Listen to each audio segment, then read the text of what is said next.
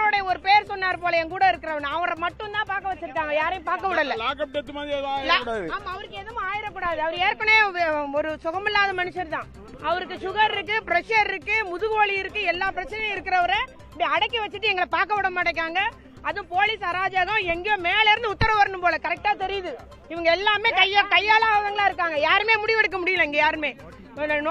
அந்த எம்எல்ஏக்கு எந்த நோட்டீஸும் கொடுத்து கைது பண்ணணும். எஸ்பி பார்க்கனாலும் அனுமதிக்க மாட்டேங்காங்க. இப்படி ஒரு அராஜகம் ஜனநாயக காலில் போட்டு மிதிக்கப்படுகிறது. அதனால இதை வன்மையா கண்டிக்கிறோம். மக்கள் தெரிஞ்சுக்கணும் எந்த அளவுக்கு ஆடுறாங்க இந்த ஆளுங்கட்சிக்காரங்கன்றத மக்கள் தெரிஞ்சுக்கணும். நீங்க பேசுங்க அண்ணா, நீங்க பேசுங்க. ஏங்க அவர் கோயில்பட்டியில பொதுக்கூட்டம் பேசினாரு. இதே இன்னைக்கு மந்திரியா இருக்கிற யாதவ் அர்ஜுனா பேசினாரு. முட்டாள் முதலமைச்சர்னு எங்க முதலமைச்சர் சொன்னாரு. அன்னைக்கு கைது பண்ணமா, அன்னைக்கு 42 பேரை இதாகி போய் இறந்து போன ஓடி வந்து திருச்சி விமானத்தில் ஏறினாங்க. அன்னைக்கு கைது பண்ணமா? இது சாதாரண ஒரு பேச்சுக்கு ஒரு நோட்டீஸும் கொடுக்காம விசாரிக்காம இன்னைக்கு வந்து எந்த முன்னறிவிப்பு இல்லாம 6 மணிக்கு போய் இது கைது செய்திருக்கான்னா இந்த இதை என்ன நாடா இல்ல காடா? இது ரொம்ப நாள் ஓடாது. அதிகபட்சமானா 4 மாசம் இந்த ஆட்சி இருக்கும்.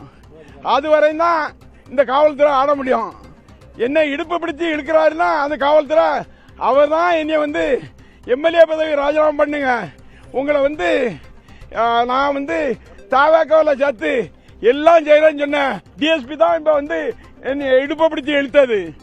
அவரை பகிரங்கமா நான் கவர்னர்கிட்ட விசாரணை வரும்போது பகிரங்கமாக சொல்லுவேன். ஏன்னா அந்த டிஎஸ்பி தான்.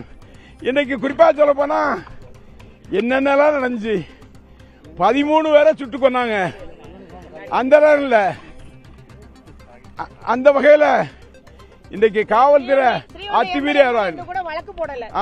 மேல பாலிய வன்கொடுமை வழக்கு இருக்கு, இன்ன வரைக்கும் வழக்கு போடல. அவரை விசாரிக்கல, ஒண்ணுமே பண்ணல. அப்ப அவங்களுக்கு வந்தா ரத்தம், எங்களுக்கு வந்தா தக்காளி சட்னியா? தாவக்கான ஒண்ணும் செய்ய மாட்டாங்க. திமுக உடனே அரசு அடக்குமுறை, எங்களை முதல்ல அரெஸ்ட் பண்றேன்றாங்க. இன்னைக்கு எங்களை அரெஸ்ட் பண்றேன்னு சொல்லிட்டு இருக்காங்க இந்த காவல்துறை. நல்ல போலீஸ் அராஜகம் ஒழிக.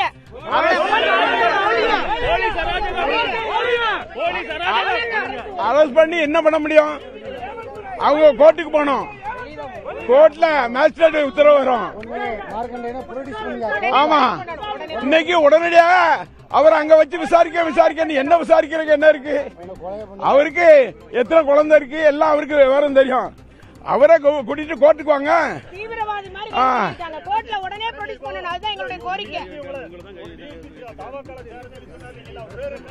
அவர் பாய் பேரு சுதீர் அந்த டிஎஸ்பி தான்.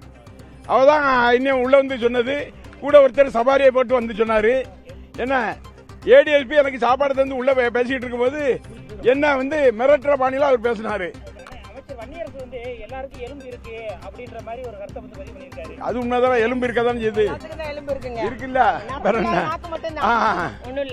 வழக்கு போட்டுக்கலாம், விசாரணை பண்ணலாம். ஸ்ரீவைகுண்டம் எம்எல்ஏ ஏன் கைது பண்ணல? நேத்து வந்து இந்த தூத்துக்குடியில தாவாக்க நிர்வாகிகள் அந்த பொருட்காட்சி அடிச்சு நொறுக்கிருக்காங்க, ஏன் கைது பண்ணல? அப்ப எங்களுக்கு மட்டும் ஒரு விதி, இவங்களுக்கு ஒரு விதின்னு இருக்குதா? சட்டம் இருக்குதா? எல்லாத்துக்கும் ஒரே சட்டம் தான், அரசியலமைப்பு சட்டம். இல்ல வழக்கு மன்றத்தை பார்க்க அவரை வழக்கு மன்றத்துக்கு கொண்டு வரட்டும். அங்க வழக்கு மன்றத்துல நீதிபதி என்ன தீர்ப்பு சொல்றாருன்னு பாப்போம். என்ன அவரை மிரட்டுறாங்கன்னு பாப்போம்.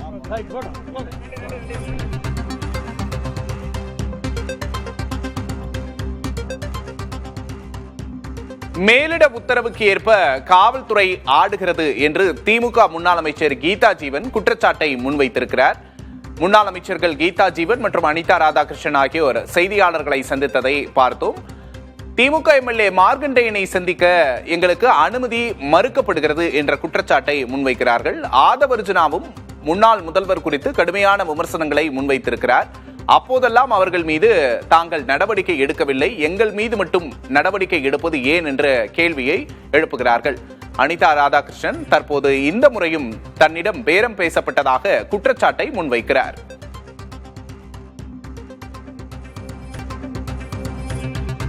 மேலிட உத்தரவுக்கேற்ப காவல்துறை ஆடுகிறது என்று திமுக முன்னாள் அமைச்சர் கீதா ஜீவன் குற்றச்சாட்டை முன்வைத்திருக்கிறார்.